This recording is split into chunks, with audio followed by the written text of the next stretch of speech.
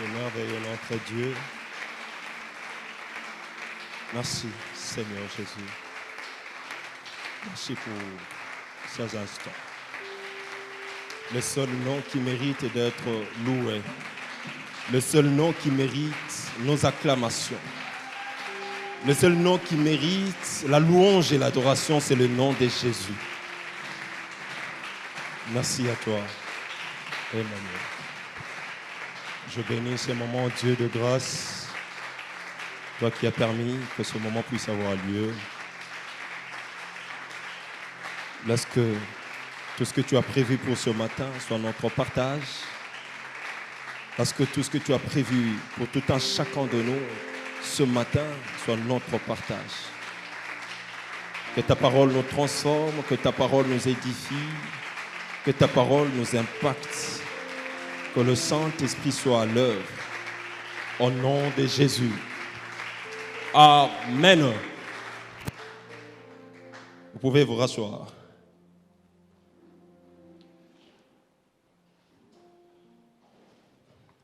Je bénis Dieu ce matin parce qu'il a permis que nous puissions encore une fois de plus nous revoir.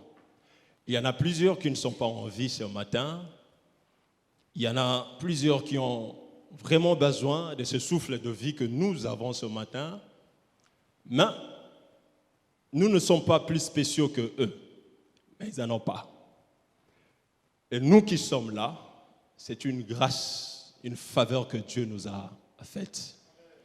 S'il y a quelqu'un qui est reconnaissant du souffle de vie que Dieu lui accorde ce matin, il peut juste acclamer pour la gloire de Dieu. Amen. Amen. Que Dieu vous bénisse. Je bénis le pasteur Lévy pour l'invitation, ainsi que tous ses collaborateurs, les hommes de Dieu ici présents. Je vois Papa Joël, je voyais de l'autre côté Papa Bobo, que Dieu vous bénisse. Je bénis également les hommes de Dieu qui se sont déplacés avec moi jusqu'ici. Les frères Michel, Benjamin, Trésor, la sœur Esther, que Dieu vous bénisse également. Bien-aimés dans le Seigneur, ce matin, Dieu a mis dans mon cœur que nous puissions partager autour de ces sujets, pour moi, très capital. J'ai toujours dit une chose partout où je passe, que chaque instant dans la présence du Seigneur est une nouvelle expérience.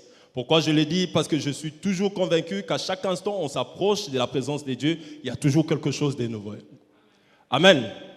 À chaque fois on s'approche dans la présence de Dieu, il y a toujours quelque chose de particulier que Dieu fait dans nos vies. C'est pourquoi j'ai toujours dit que chaque instant dans la présence du Seigneur est une nouvelle expérience. Le thème que nous allons exploiter ce matin, c'est le type de chrétiens qui iront en enfer. J'aimerais avant de tout commencer dire ceci. Je ne suis pas ici en train de dire que je serai en train de déterminer les gens qui iront en enfer. Non. Les types de chrétiens qui iront en enfer, c'est le thème que nous allons exploiter. Personne ne sait qui ira en enfer et qui héritera le royaume des cieux.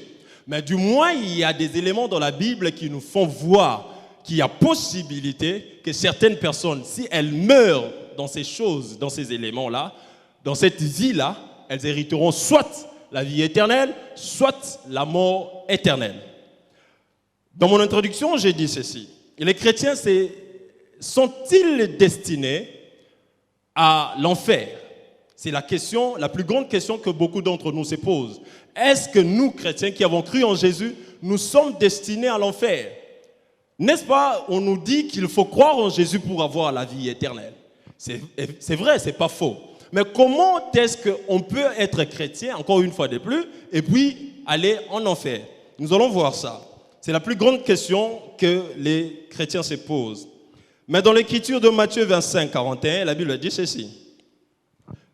Ensuite, il dira à ceux qui seront à sa gauche, retirez-vous de moi, maudits, allez dans le feu éternel qui a été préparé pour le diable et pour ses anges. Amen. Ça, c'est Jésus qui l'a dit. Dans Matthieu 25, il dira à ceux qui sont à sa gauche, allez loin de moi, maudits. Allez là où, dans un endroit qui a été préparé pour les diables et pour ses anges. C'est-à-dire, en principe, l'enfer n'a pas été créé pour les hommes. L'enfer a été créé pour le diable et ses anges. Mais comment il s'est fait que certains hommes se retrouvent également en enfer?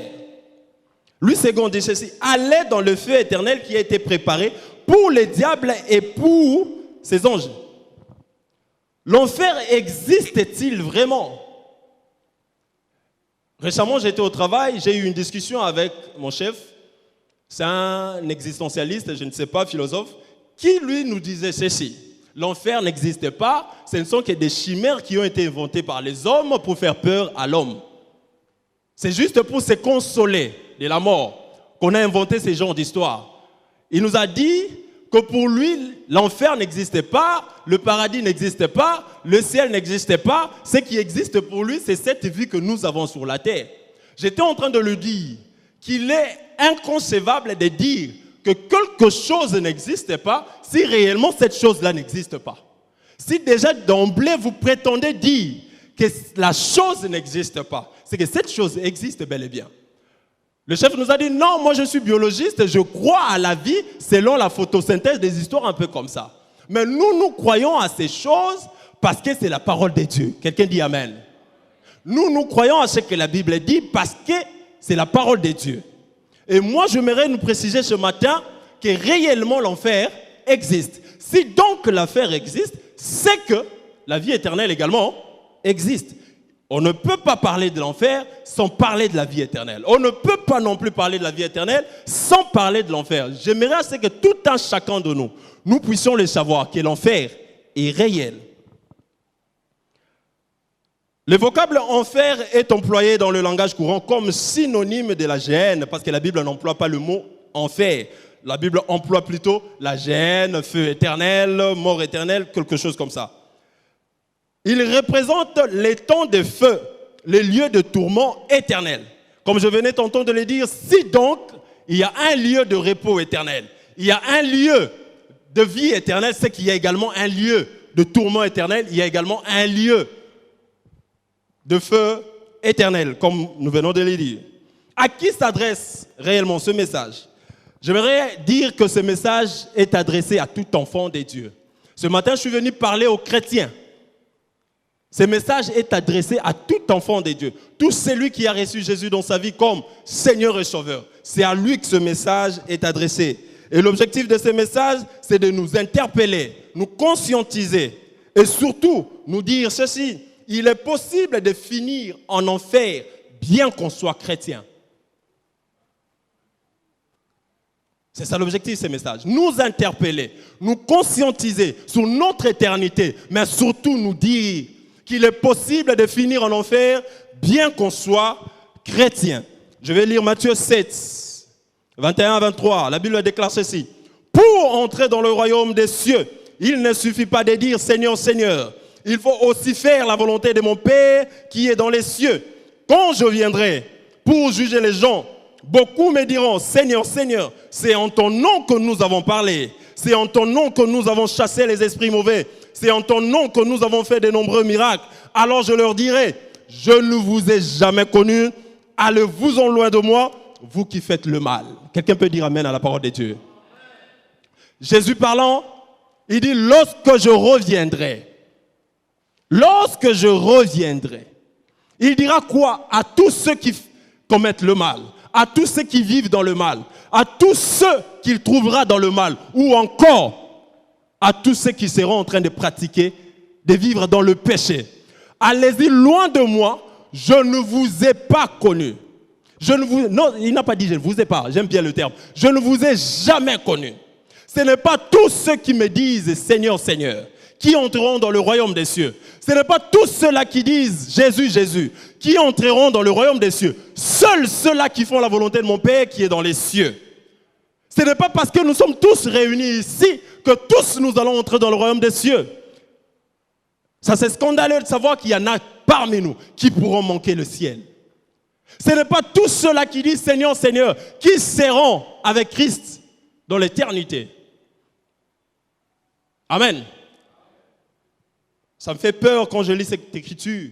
je ne vous ai jamais connu. Imaginez tout ce que nous sommes en train de faire ici. Les cantiques, tout ce que nous avons fait ici. Et qu'à la fin, Jésus dise, je ne vous ai jamais connu. Pourquoi est-ce que Jésus dira, il ne nous a jamais connus? Pourquoi est-ce que Jésus dira, je ne vous ai jamais connu malgré que tu parlais de moi? Malgré que tu as accompli des miracles en mon nom. Malgré que tu as fait tellement de choses en mon nom. Mais je ne t'ai jamais connu. Va loin de moi. Va dans le feu éternel qui a été préparé pour le diable et pour ses anges.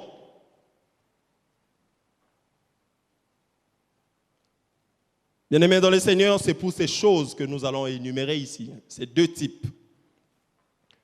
Je les résumé en deux, compte tenu du temps. Le premier type de chrétiens ou de croyants qui vont hériter l'enfer, c'est le type de chrétiens qui vivent dans la duplicité spirituelle. Lorsque j'ai consulté le dictionnaire, la duplicité, c'est la nature d'une personne qui joue un double jeu.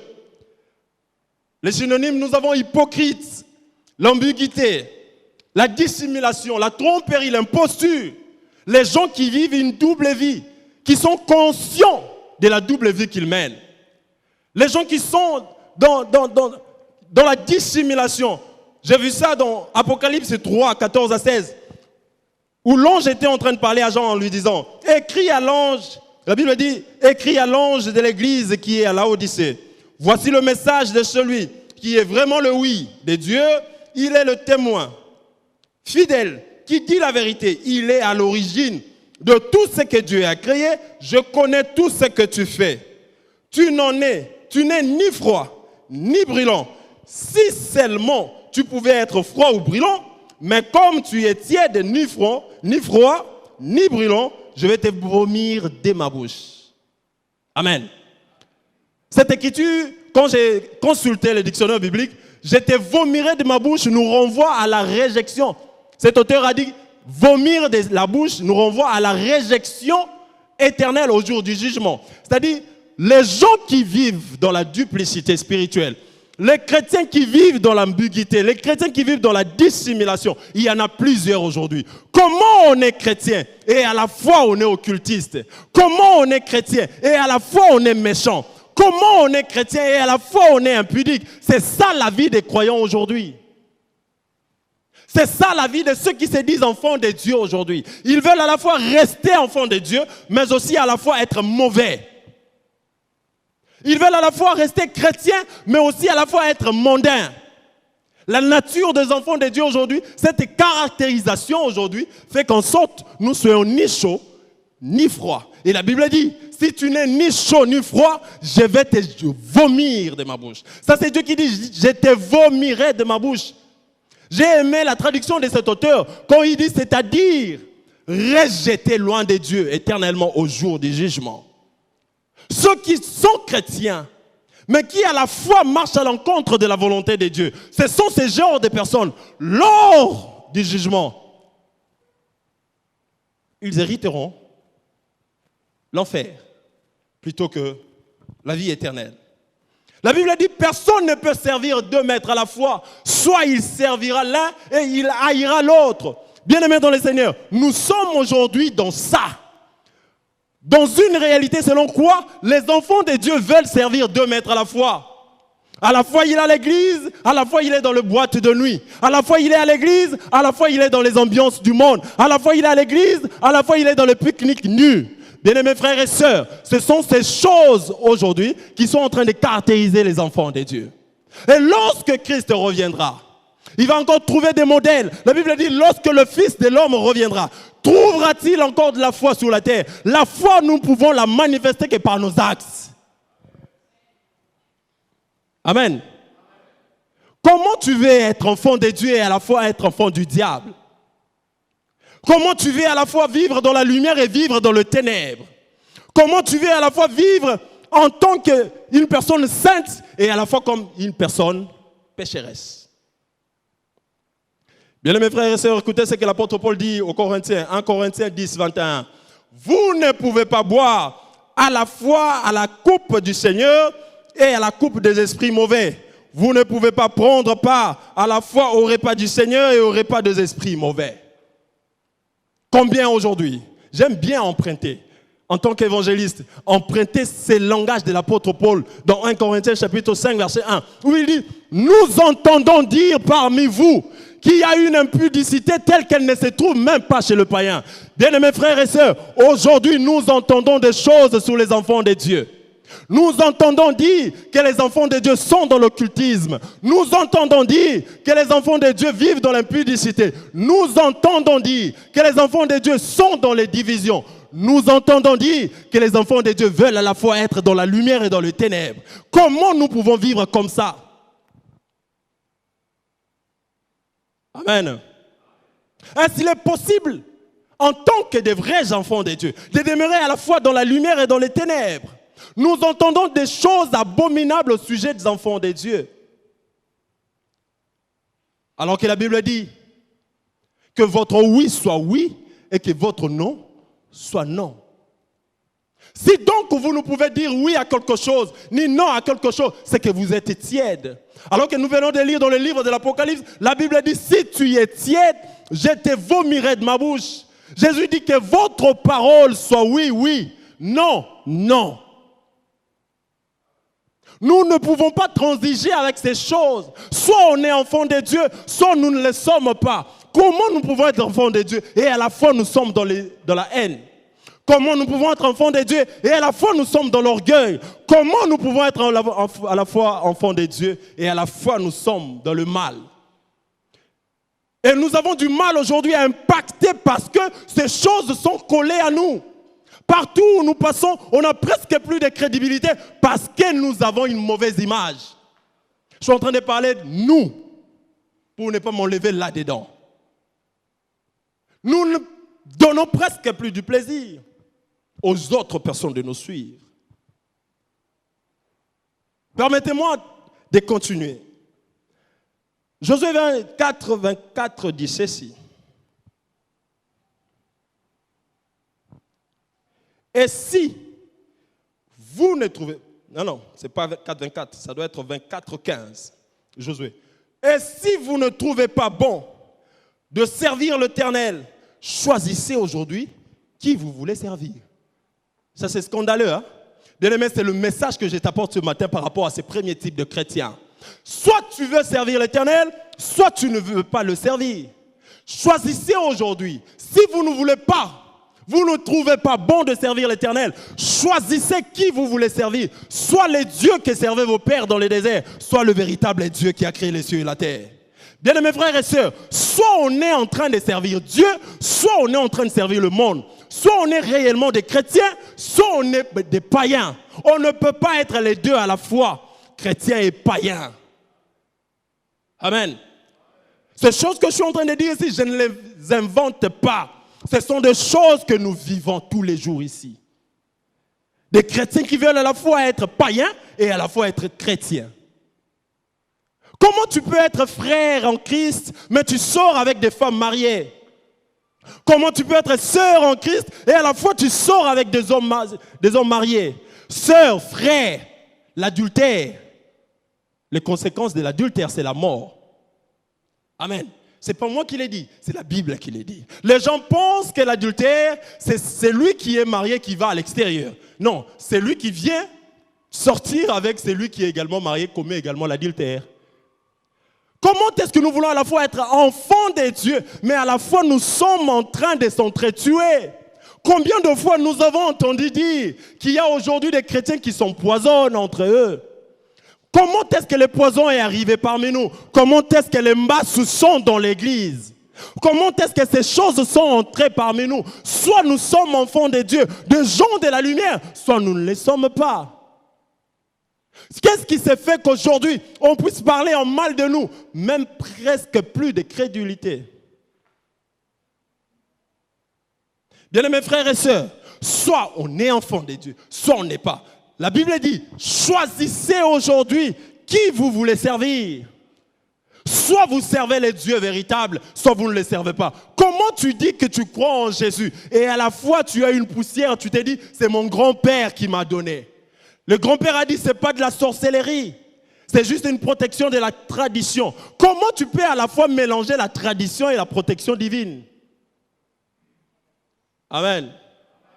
Comment on peut à la fois mélanger cette poussière que la grand-mère a donnée et le nom de Jésus? N'est-ce pas, nous disons que c'est au nom de Jésus que nous sommes sauvés? N'est-ce pas, nous croyons que c'est au nom de Jésus que nous sommes guéris? N'est-ce pas, nous croyons que c'est au nom de Jésus que nous sommes ce que nous sommes? Mais comment à la fois croire au nom de Jésus et croire à ces choses du monde? Pourquoi nous voulons le mélange? La chrétienté aujourd'hui est identifiée par ça, le mélange. L'authenticité n'y est presque plus. Le mélange est en train de dominer les enfants de Dieu. On est soit chrétien, soit on ne l'est pas. Amen. Le deuxième type, c'est le type de chrétien égoïste. C'est par là qu'il y a un peu plus à dire. Je dirais le second type. C'est le type de chrétien égoïste. Bien-aimé, j'aimerais que tu saches que l'égoïsme est l'attachement excessif à soi-même. Ce qui fait que l'homme recherche exclusivement son plaisir et son intérêt personnel. C'est-à-dire, tout ce qui concourt à ton intérêt. Lorsque tu veux agir et que tu ne vises que ça ne concourt qu'à ton intérêt propre, c'est de l'égocentrisme, c'est de l'égoïsme, c'est de l'individualisme, c'est l'insensibilité, c'est l'amour de soi. Et quelqu'un m'a dit, la nature profonde même du péché, c'est l'égoïsme. Nous avons lu dans l'écriture de Matthieu ici, Jésus disant,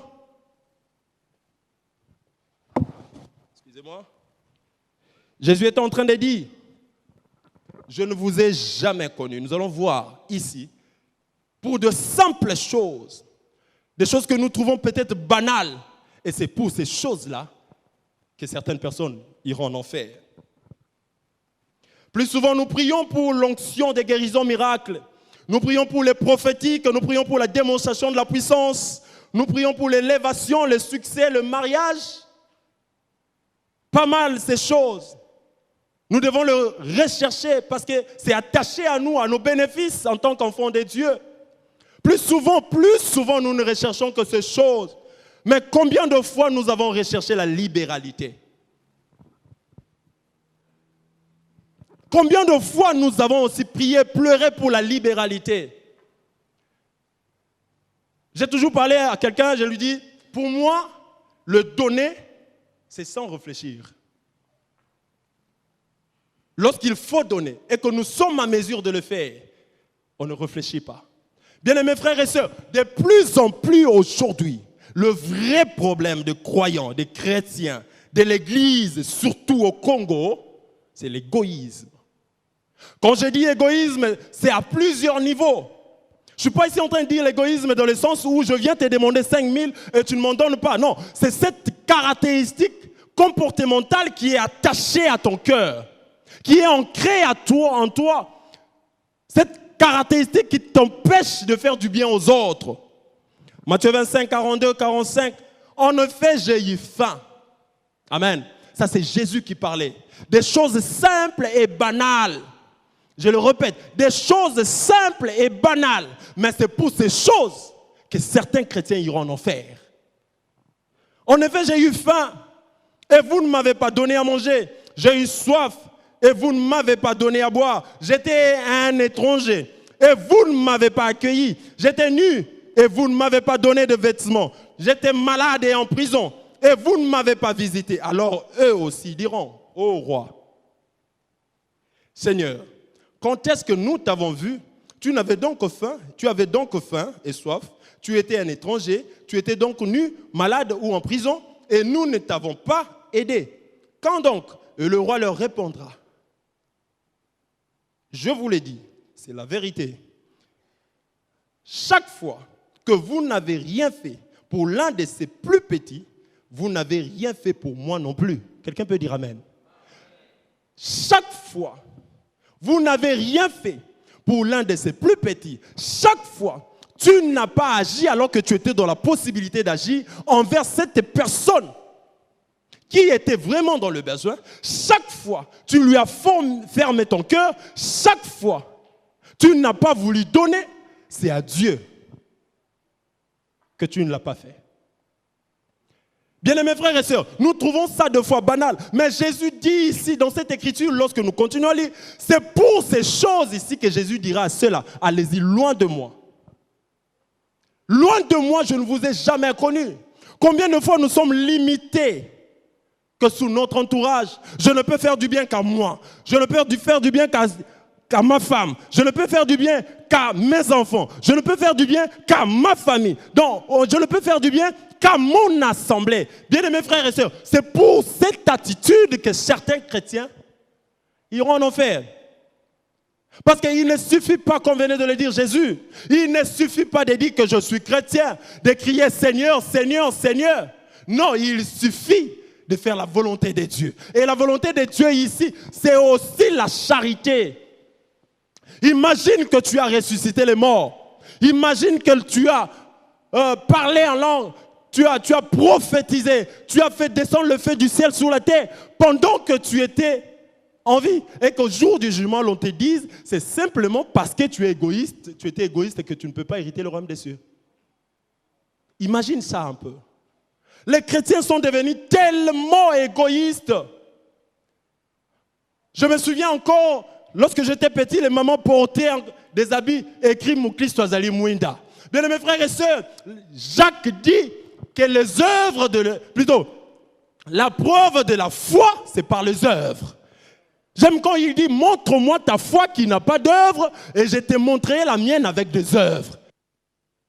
Nous ne sommes pas Mwinda parce que nous le disons, mais nous sommes Mwinda parce que nous posons des actes. Sans les actes, nous ne pouvons pas être des Mwinda. Combien de fois aujourd'hui nous sommes rétrécis, diminués entre nous-mêmes seulement parce que nous sommes égoïstes.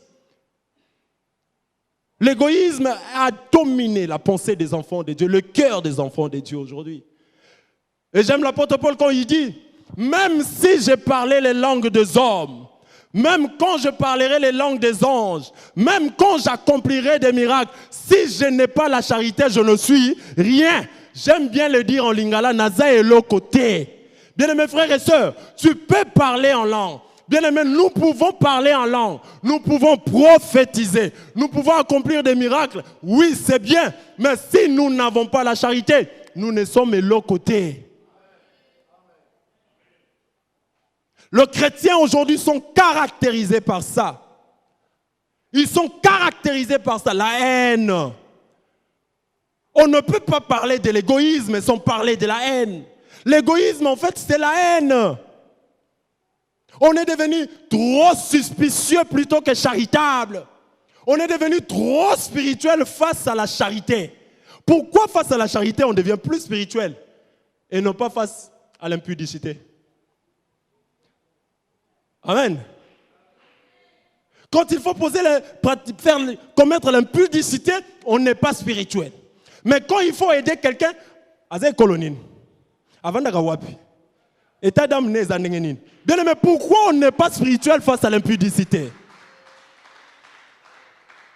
On a du mal aujourd'hui à aller frapper dans une porte où habite un chrétien et demander de l'eau. Tu seras traité de sorcier, d'espion. Il est venu chercher quoi? Qu'est-ce qu'il veut ici? Pourquoi il a passé toutes ces maisons? Il n'est venu que chez moi.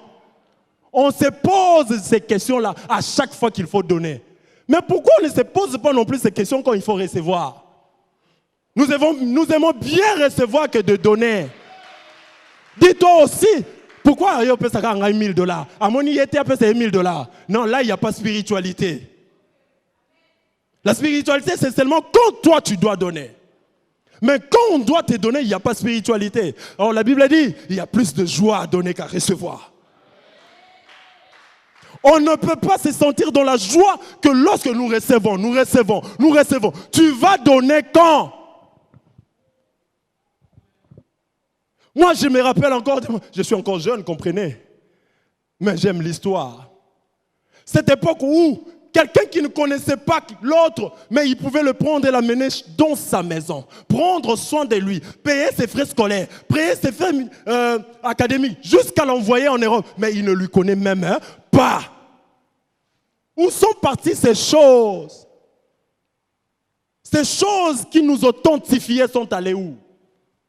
Ces choses qui faisaient c'est que le monde sache que réellement nous sommes des disciples de Christ sont allées où? Je connais des gens qui ont été pris en charge par des inconnus. Je ne dis pas que c'est fini aujourd'hui, mais aujourd'hui il y a plus de l'égoïsme que ces actes-là. Il y a plus de l'égoïsme que ces actes-là. On est trop spirituel. On est trop église. Ce n'est pas mal, mais les œuvres sont où? Au point qu'on est devenu égoïste de nos assemblées.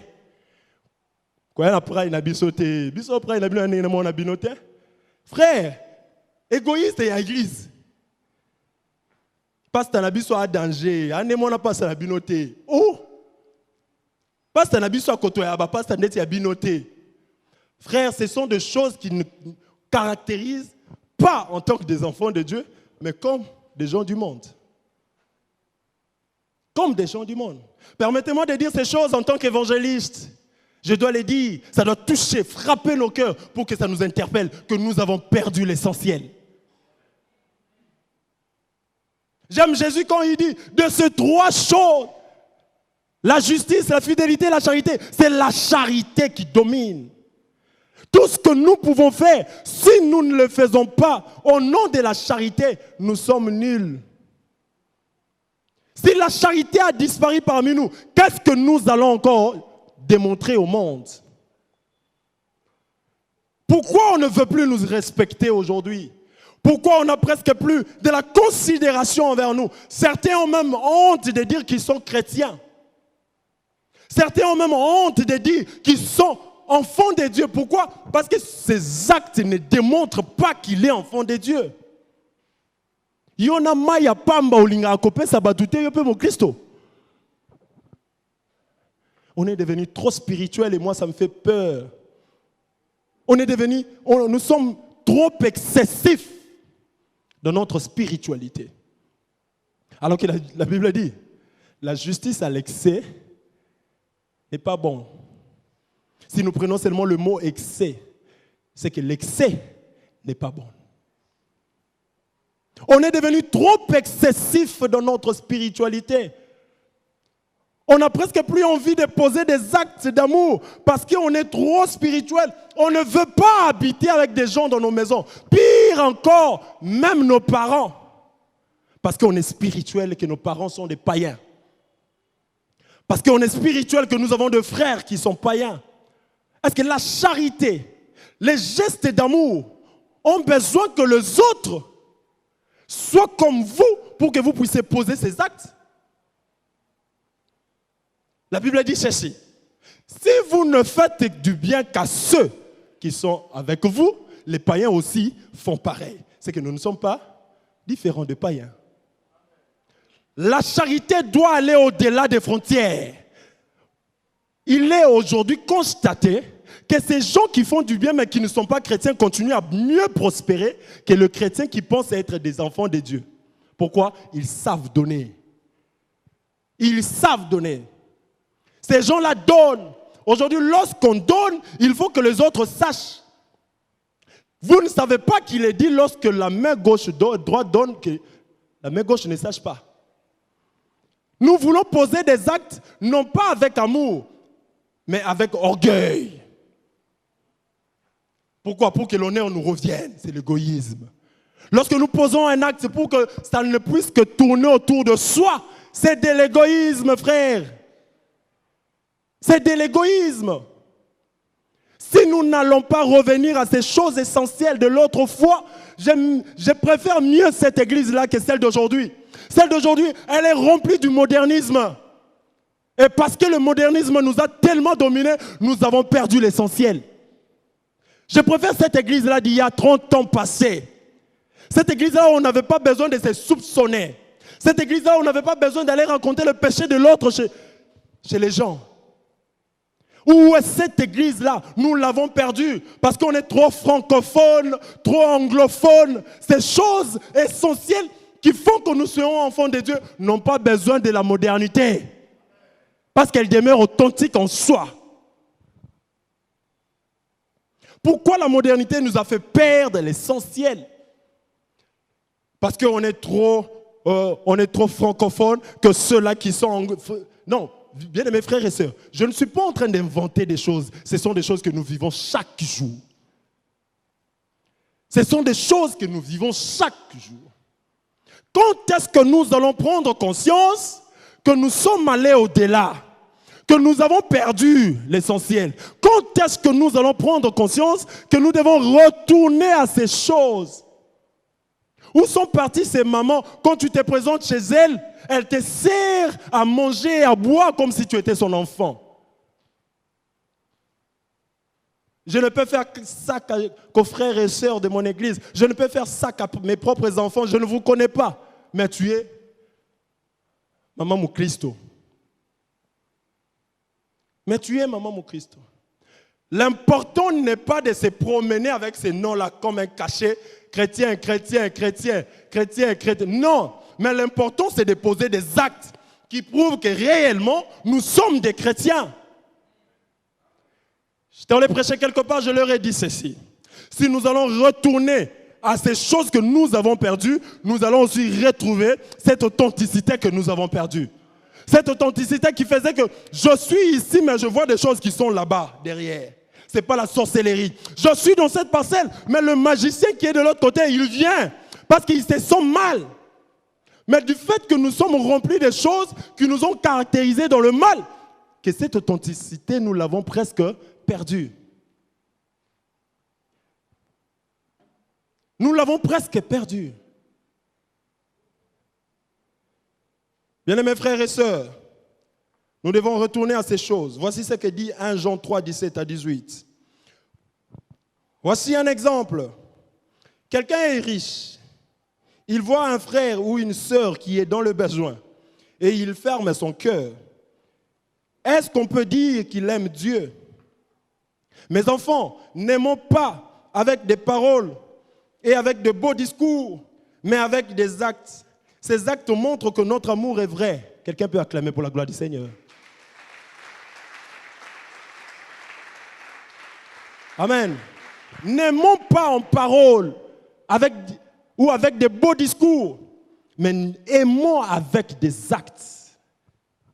Aimons avec des actes. Posons des actes qui prouvent réellement que nous sommes chrétiens et que nous avons un amour vrai en nous. Tu es riche. Tu vois venir à toi un frère qui a besoin. Pourquoi tu lui fermes la porte? Pourquoi tu lui refuses de l'aide? Tu es riche, tu as de quoi manger.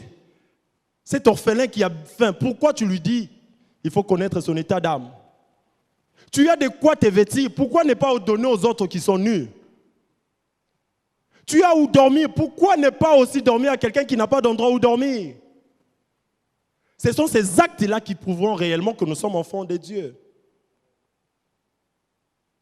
Un frère ou une sœur viennent à vous et enfin, ça c'est Jacques qui dit, ou manquant des habits, au lieu de leur donner de quoi ils ont besoin. J'aime quand l'écriture de Jacques ici dit, c'est Jacques 2, 15 à 16. Au lieu de leur donner ce qui est utile pour le corps, toi tu leur demandes d'aller prier. Ici on n'a pas dit impose les mains. Cette écriture n'a pas dit parle la langue. Cette écriture n'a pas dit prophétise. Cette écriture a dit donne.